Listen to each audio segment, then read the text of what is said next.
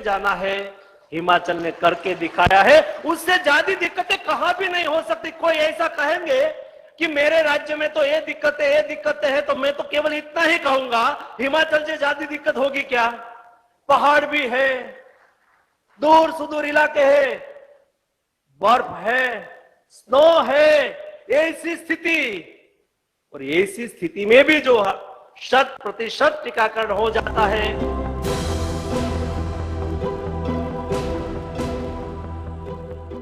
कहते हैं कि पहाड़ की खूबसूरती भी पहाड़ होती है और पहाड़ की मुश्किलें भी पहाड़ होती है, लेकिन पहाड़ के लोगों का जज्बा भी पहाड़ होता है। पहाड़ के लोगों ने यही जज्बा दिखाते हुए देश भर के सामने उदाहरण स्थापित किया है।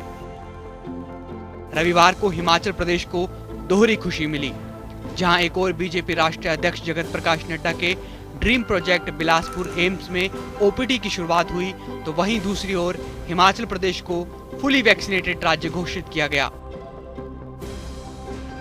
पहली डोज के समय भी हिमाचल प्रदेश देश का चैंपियन बनकर उभरा था। अब दूसरी डोज में हिमाचल प्रदेश ने वैक्सीनेशन का सिरमौर बनकर देश के सामने उदाहरण स्थापित किया है। कार्यक्रम में केंद्रीय स्वास्थ्य मंत्री मनसुख मांडविया, बीजेपी के राष्ट्रीय अध्यक्ष एवं राज्यसभा सांसद जगत प्रकाश नड्डा, केंद्रीय सूचना एवं प्रसारण मंत्री अनुराग ठाकुर और हिमाचल प्रदेश के मुख्यमंत्री जयराम ठाकुर समेत प्रदेश के कई कैबिनेट मंत्री शामिल रहे। इस दौरान केंद्रीय मंत्री अनुराग ठाकुर ने प्रधानमंत्री नरेंद्र मोदी की जमकर तारीफ की और कांग्रेस को भी आड़े हाथों लिया। यूपीए की सरकार में बनने शुरू हुए, लेकिन पूरे नहीं होते थे। ये नरेंद्र मोदी जी की सरकार है, जिन्होंने आजादी के बाद 2014 तक जितने एम्स बने थे, उससे कई गुना ज्यादा एम्स हमने 5-7 सालों में देश भर में मोदी जी ने बनाकर दे दिए, बनने जा रहे हैं।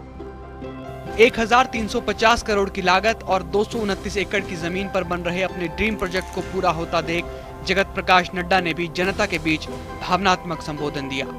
नड्डा ने कहा कि बिलासपुर की जनता ने कभी बिलासपुर की धरती पर स्वास्थ्य मंत्री को देखा तक नहीं था, लेकिन आज बिलासपुर के बीच देश के स्वास्थ्य मंत्री खुद व्यवस्थाओं का जायजा लेने आए हैं।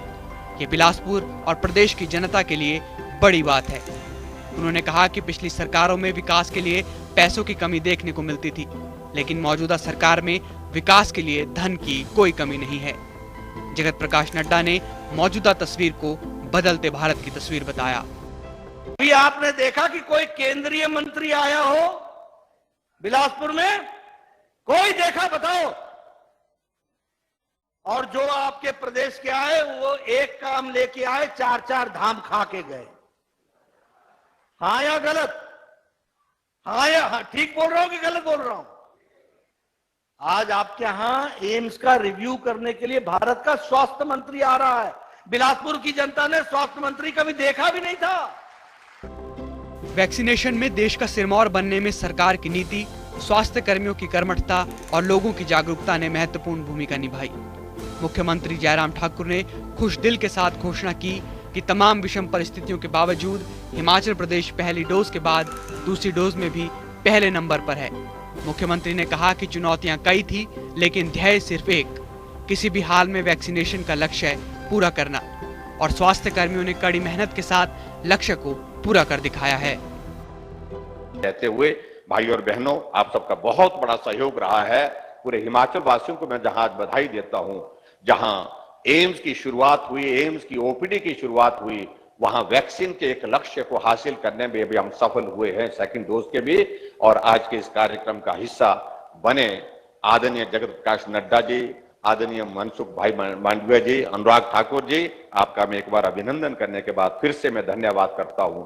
देवभूमि हिमाचल प्रदेश की ओर से हम आने वाले समय में उज्जवल भविष्य की तरफ बढ़ रहे हैं। निश्चित रूप से हिमाचल का उज्जवल भविष्य है।